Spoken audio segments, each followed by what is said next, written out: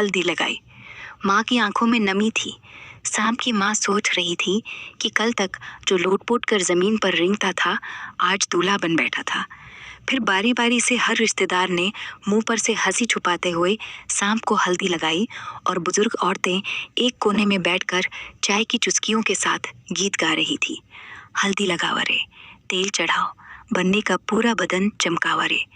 गीत गाने के बाद बुजुर्ग औरतें आपस में बातें कर रही थीं कि लड़की वाले कितने बजे आएंगे और एक दूसरे के साथ मजाक कर रही थी कि तभी अचानक घर के छोटे बेटे ने आकर अपनी बड़ी माँ को बताया, माँ, एक जीप आई है, लगता है लड़की वालों की ओर से शगुन आया है। ये सुनते ही सब बुजुर्ग महिलाओं की नजरें एक साथ गेट की तरफ मुड़ गई, मानो समय वहीं थम गया हो। जीप से दो आदमी उतरे। उनके हाथों में मिठाई की टोकरी थी और एक बड़ा लिफाफा भी था जिसमें नारियल, साड़ी और कुछ जेवर रखे थे।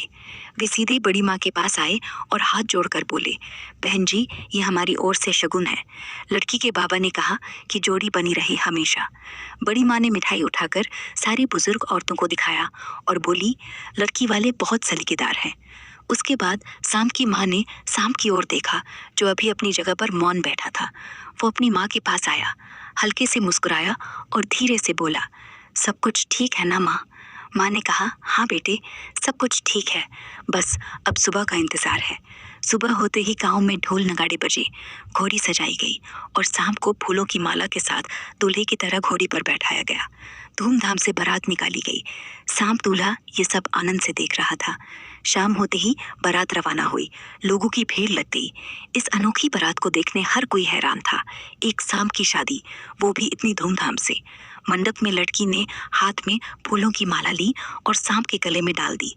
विवाह मंत्रों के बीच वो रहस्यमयी सांप अब किसी दूल्हे से कम नहीं लग रहा था। शादी के बाद लड़की उस सांप की सेवा में जुट गई, उसे खाना खिलाना, अपने साथ सुलाना। एक रात जब वो गहरी नींद में थी तो अचानक उसकी आंख खुली। उसने देखा कि सांप की जगह एक सुंदर युवक उसके पास लेटा था।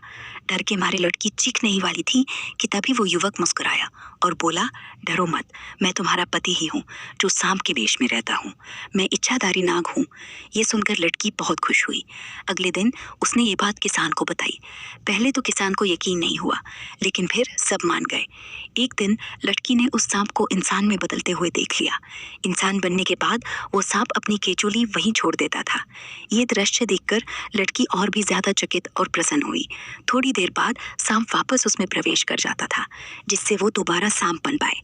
जैसे ही अगली बार उसका सांप पति इंसान बना तो पत्नी ने उसकी केचुली जला दी। इसके बाद वो सांप हमेशा के लिए इंसान बन गया।